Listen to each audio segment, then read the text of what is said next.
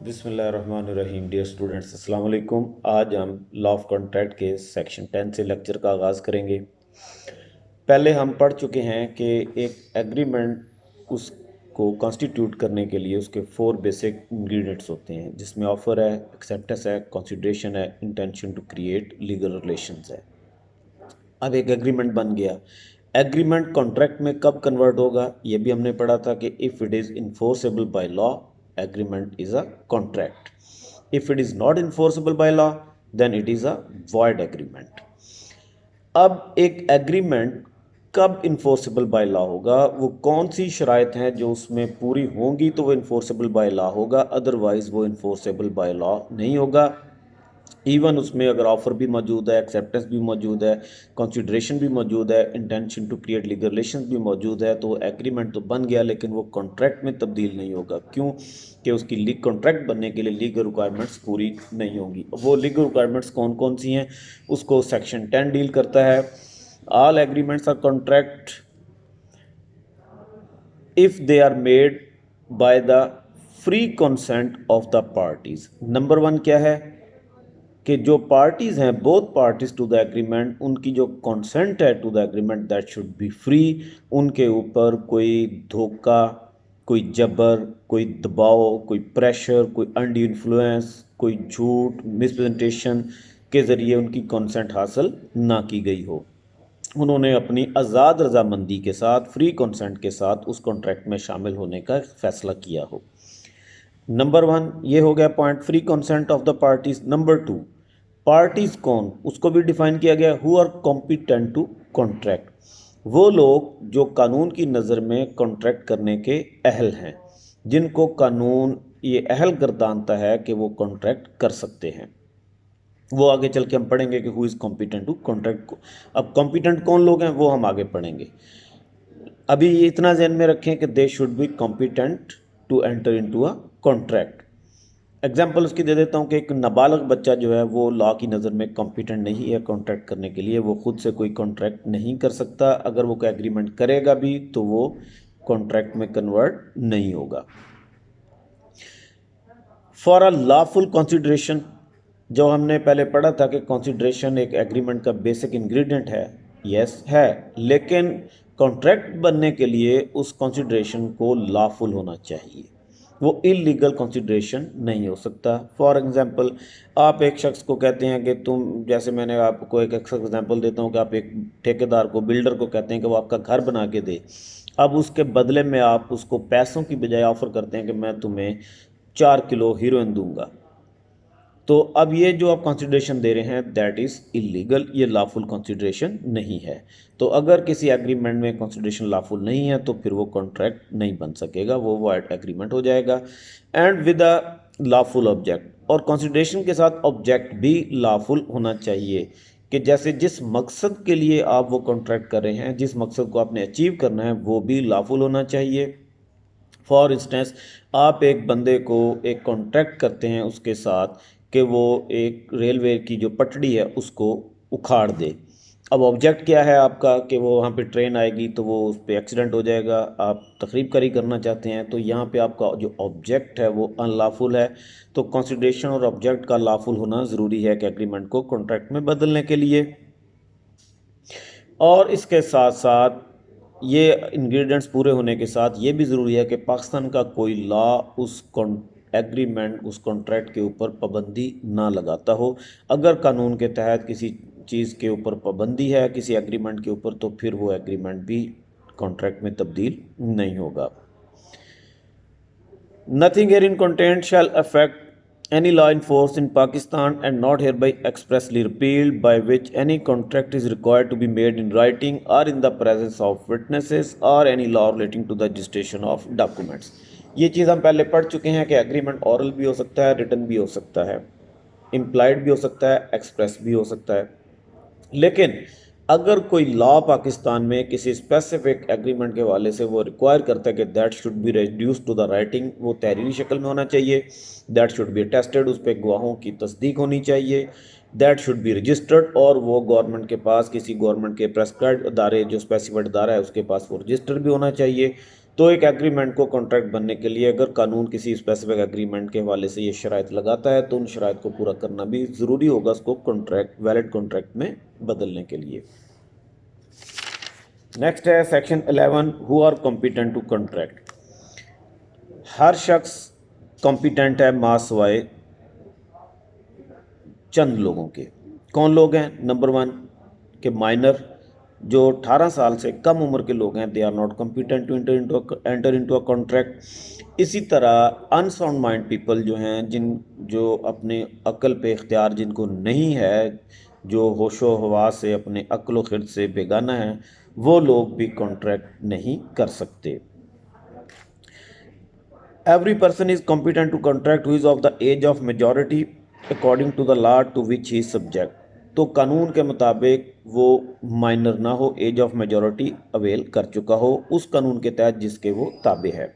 जैसे पाकिस्तान में कानून के मुताबिक 18 साल का जो शख्स है उसको आक़िल बालिग तस्वर किया जाता है।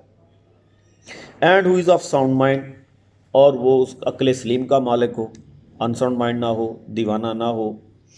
And is not disqualified from contracting by any law to which is subject, और कानून उसको कोई कॉन्ट्रैक्ट करने से ना रोकता हो, उसको डिसक्वालीफाई ना करता हो। इसके बाद सेक्शन 12 है, what is a sound mind for the purpose of contracting. अभी हमने पढ़ा कि साउंड माइंड का होना ज़रूरी है कॉन्ट्रैक्ट करने के लिए, तो हम किसको साउंड माइंड कहेंगे? A person is said to be of sound mind for the purpose of making a contract if at the time when he makes it, जिस वक्त वो कॉन्ट्रैक्ट कर रहा है उस वक्त he is capable of understanding it, वो उसको ये इतनी सेंस हो कि वो क्या कर रहा है, जो वो कॉन्ट्रैक्ट कर रहा है ये क्या है, इसका उसके ऊपर इम्पैक्ट क्या है, इसका फ़ायदा उसको क्या है, इसका नुकसान उसको क्या है, वो उस कॉन्ट्रैक्ट की नोयत को, उसके फ़ायदे को, उसके नुकसान को समझ सकता हो। And of forming a rational judgment as to its effect upon his interest, और इस एग्रीमेंट का उसके मफादात पे क्या असर होगा, ये अगर वो इसके बारे में एक मंतकी तज्जिया वो कर सकता है, राय अपनी कायम कर सकता है, तो फिर उसको हम कहेंगे he is a sound mind for the purpose of entering into a contract.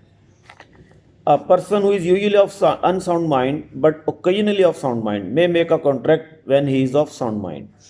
अब एक शख्स जो है वो जनरली अनसाउंड माइंड है, कोई बीमारी उसको ऐसी है, लेकिन उसमें उस एक पीरियड्स ऐसे आते हैं जब वो बिल्कुल ज़हनी तौर पे उसकी हालत ठीक होती है, तो जिस वक्त उसकी ज़हनी हालत ठीक होगी उस वक्त वो कॉन्ट्रैक्ट कर सकता है।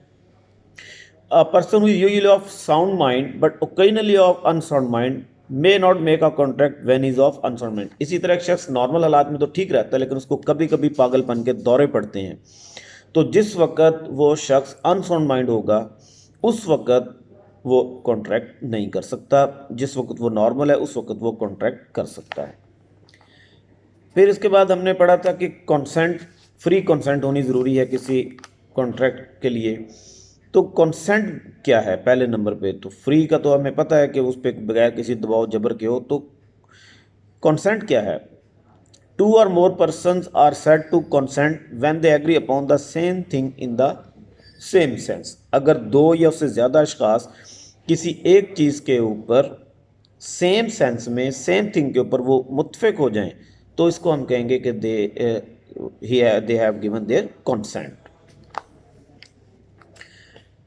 नंबर 14 है जी, फ्री कंसेंट डिसाइन। अब कंसेंट को हम कब कहेंगे कि वो फ्री है?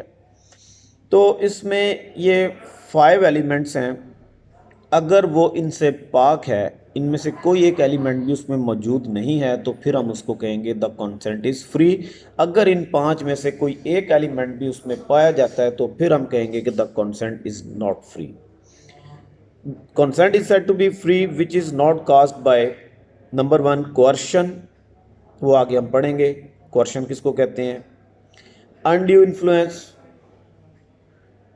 Fraud, misrepresentation, mistake. ये 5 हैं। कौन कौन से एलिमेंट्स हैं? कोअर्शन है, अनड्यू इन्फ्लुएंस है, फ्रॉड है, मिसरिप्रेजेंटेशन है और मिस्टेक है।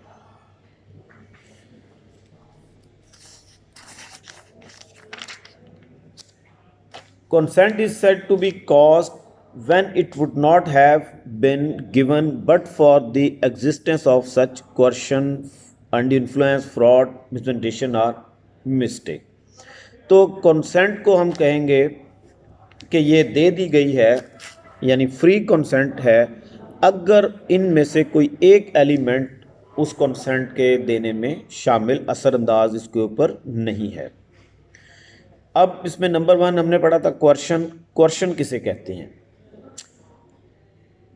कोर्शन और अनड्यू इन्फ्लुएंस में एक बुनियादी फ़र्क आप समझ लें। कोर्शन होता है आप किसी को धमकाना, धमकी के ज़रिए, जबर के ज़रिए किसी से अपनी बात मनवाना।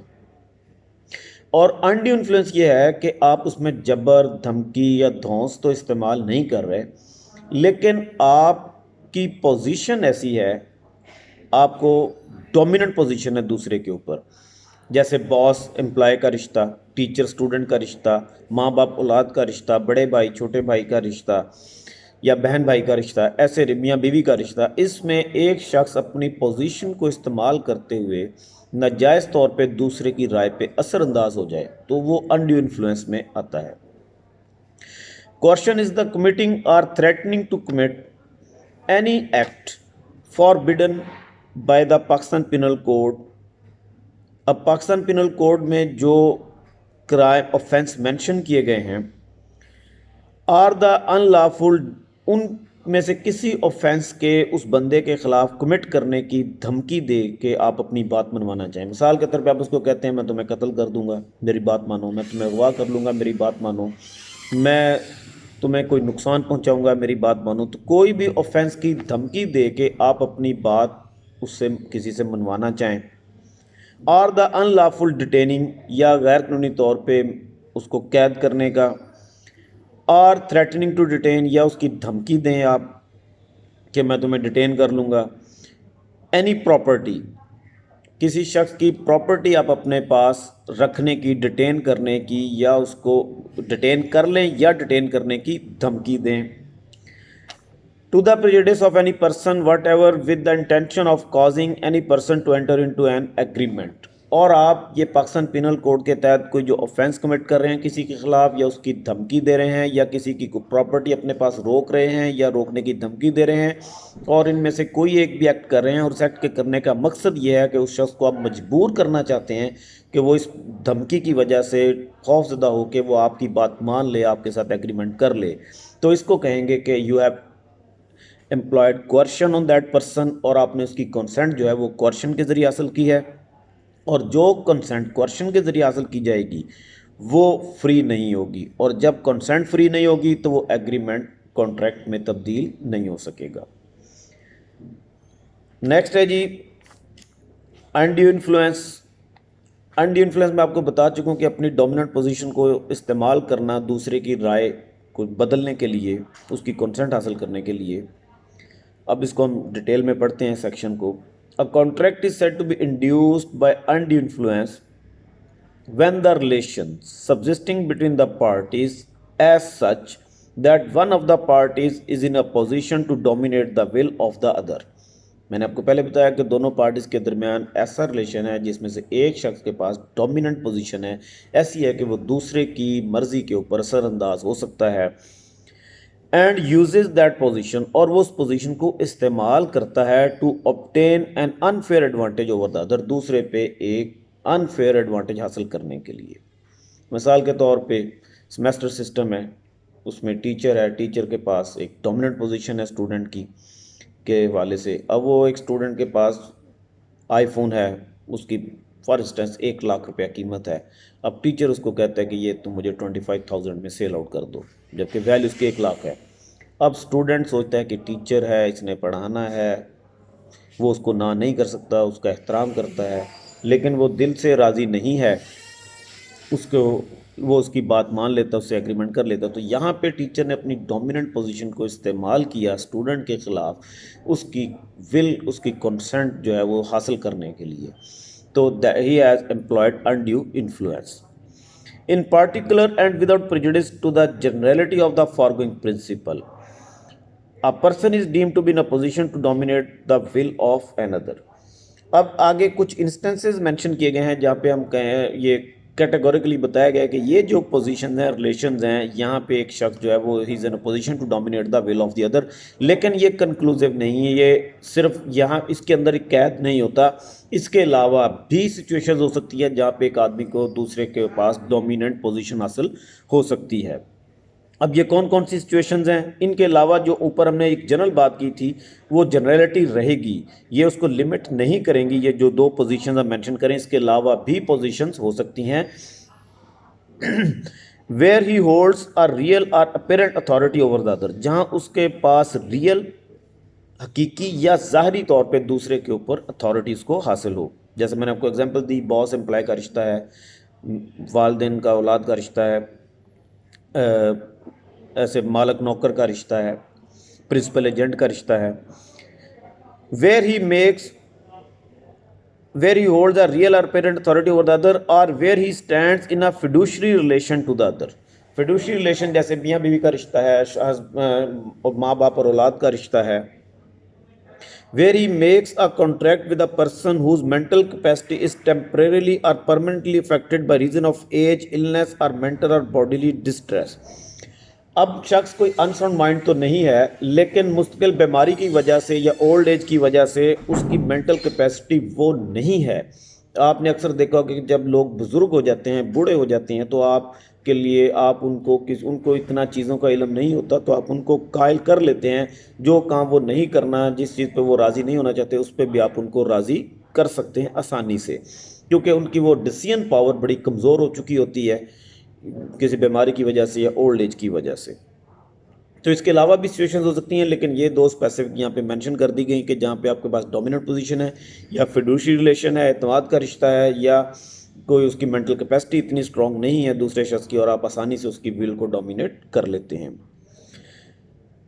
सब सेक्शन 3 है, where a person who is in a position to dominate the will of other enters into a contract with him and the transaction appears on the face of it or on the evidence adduced to be unconscionable, the burden of proving that such contract was not induced by an influence shall be upon the person in a position to dominate the will of the other।